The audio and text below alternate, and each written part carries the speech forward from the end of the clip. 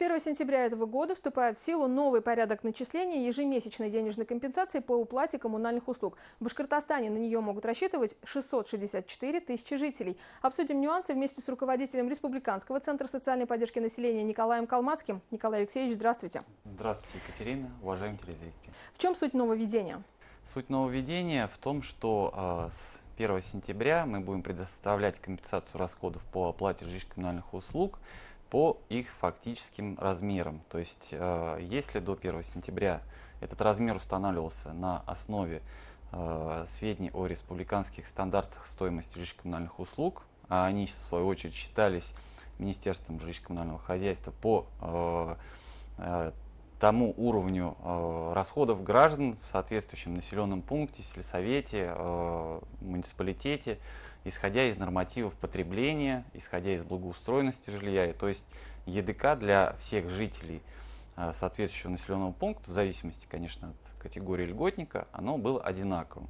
Но мы с вами прекрасно понимаем, что течет вода, горит свет, может быть, в том числе отапливается где помещение, там в каждом жилом помещении это по-разному. И, конечно же, у каждого свой индивидуальный расход, который они осуществляют в течение месяца. Вот именно по этому расходу, но не выше нормативов потребления, мы будем считать этот размер. Почему принято такое решение? Какие цели преследуют власти? Решение это принято в целях приведения нашего республиканского законодательства в соответствии с федеральным. То есть уже тогда, когда переходили, так называемая монетизация льгот была, да, то есть раньше были скидки по оплате жилищно-коммунальных услуг, потом их заменили денежными выплатами. И вот порядок их предоставления в то время Российской Федерации был отдан по определению в субъекты. Но, тем не менее, федеральное законодательство говорит и в части социальной защиты инвалидов, и в части законодательства о ветеранах Великой Отечественной войны, ветеранах боевых действий, что компенсация производится по фактическим расходам. То есть здесь применение вот так называемых средних величин, которые не привязаны к конкретному льготнику, к конкретному жилому помещению, оно, конечно, неправильно. И в связи с этим оно изменилось. Мы знаем, что это федеральные льготники. Перечислите, пожалуйста, категории, кто будет получать ЕДК по новой схеме. Это те же граждане, это все инвалиды всех групп, дети инвалиды, то есть семьи, имеющие детей инвалидов. Это наши уважаемые ветераны Великой Отечественной войны, члены семей этих ветеранов, погибших, умерших уже и после войны, во время войны, ветераны боевых действий, лица, пострадавшие в результате катастрофы на Чернобыльской АЭС и приравненные к ним лица. Ну и, конечно, ветераны труда российского уровня, а также ветеран труда Республики Башкортостан. Это уже идет выплата за счет средств нашего бюджета, республиканского. И к категории республиканских льготников относятся также многодетные семьи. Что нужно знать обязательно получателям ЕДК? Нужно ли им писать заявление? Те, кто уже ее получает, естественно, никакого заявления писать не надо. Информацию мы будем получать в рамках соглашения об информационном взаимодействии от поставщиков услуг, которые начисляют платы за жилищно-коммунальные услуги.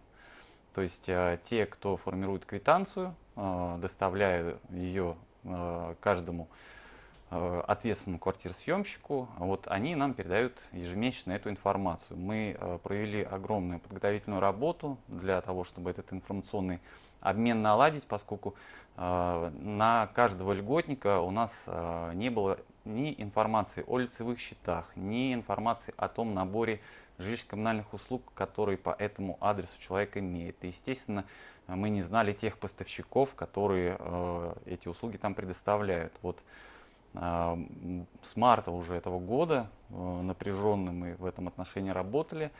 К сожалению, остались у нас еще вопросы в части того, что не все данные все-таки к нам поступили для того, чтобы просчитать размер на сентябрь, но мы повторно будем запрашивать соответствующих поставщиков услуг, и при поступлении этой информации будем делать перерасчеты и доплачивать гражданам.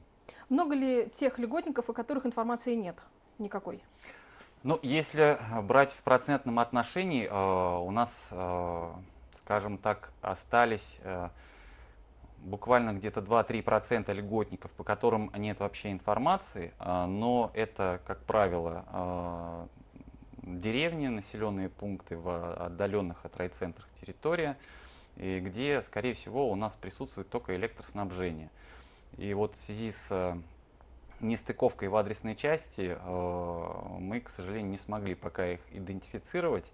И вот как только это случится, по этой электроэнергии будет также им компенсация установлена. Что касается крупных городов, то там 90-95% тех коммунальных услуг, которые предоставляются, по которым есть расходы, мы о них информацию имеем. Там буквально вот какие-то крохи остались, но мы их дособерем. Мгм. Вы сказали, что будет рассылка информации, с Да, которой должны здесь ознакомиться. очень важный момент. Что будет там написано? Давайте мы тоже проговорим это с экранов. Очень важный момент. В обязательном порядке мы в сентябре уведомим всех граждан, у которых по данным поставщиков имеется задолженность. Их сегодня у нас 92 тысячи. И это, конечно, очень печально, потому что выплачивать ЕДК мы им в сентябре не сможем по этой причине. Это опять-таки требование федерального законодательства, это прописано в жилищном кодексе. Поскольку мы компенсируем фактические расходы, то по логике эти фактические расходы должны состояться. Не просто должна быть начислена плата, а гражданин именно должен понести эти расходы, то есть оплатить и после этого получить компенсацию. Отсюда как бы и требование к задолженности. Но в течение 2 месяцев, если долг большой, то обязательно надо идти к поставщику, и сразу его нельзя погасить, да, ну, нет возможности финансовой. Обязательно надо идти к поставщику и заключать соглашение о его погашении в течение определенного периода, там равными или какими-то частями, как может льготник, да, и представить нам это соглашение. В этом случае мы тоже будем предоставлять эту компенсацию. Если долг небольшой, то его можно погасить. Соответственно, мы, получив эту информацию, либо от поставщика, либо от льготника, который представит нам справку соответствующую, возобновим выплату. Но сделать это надо в течение 2 месяцев. Если по истечении 2 месяцев, то есть до 1 ноября этого года, эти льготники нам не представят сведения, либо поставщики на них их нам не дадут о том, что задолженность погашена или заключено соглашение, то выплата ЕДК будет прекращена. И при этом эти 2 месяца уже утрачиваются безвозвратно.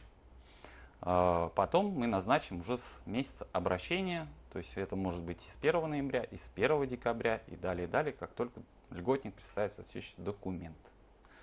Ну, вообще, о том, что изменится порядок начисления ЕДК по коммунальным услугам, сообщалось, вот я помню, что уже с июля месяца, да, много ли обращений было по этому вопросу вот в ваш Республиканский центр поддержки населения? Обращения были, но пока люди получали и в июле, и в августе по-прежнему размер, рассчитанный исходя из республиканских стандартов, конечно, их было не так много.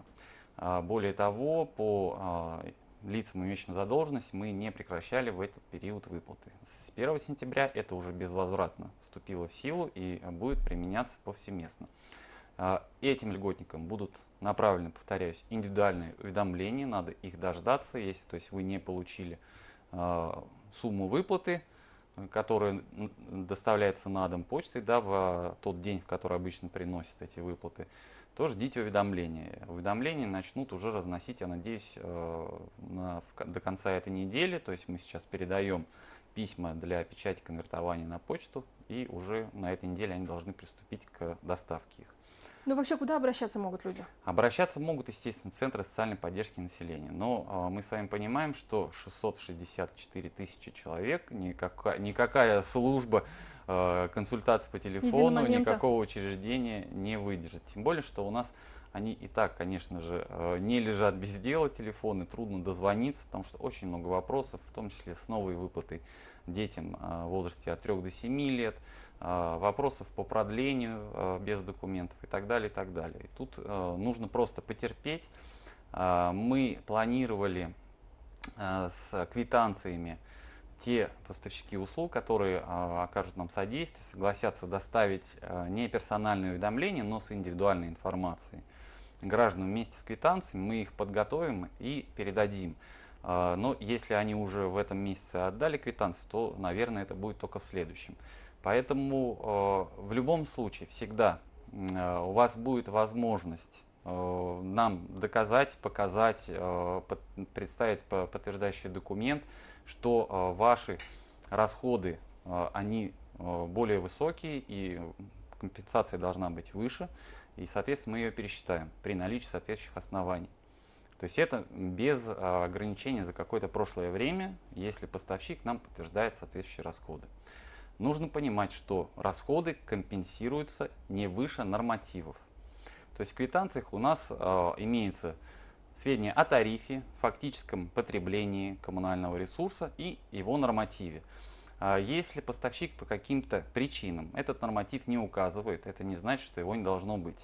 То есть от того, что у вас есть прибор учета, не говорит о том, что на эту услугу, на водоснабжение, на электроснабжение не установлен норматив потребления. Он имеется, и поэтому мы ограничиваем эту компенсацию не выше норматива. Здесь надо понимать это. Спасибо большое, Николай Алексеевич. Я напомню, что гостем программы «Интервью» был руководитель Республиканского центра социальной поддержки населения Николай Калмацкий. Мы говорили о вступившем с 1 сентября этого года в силу новом порядке начисления ежемесячной денежной компенсации по коммунальным услугам. Оставайтесь на БСТ.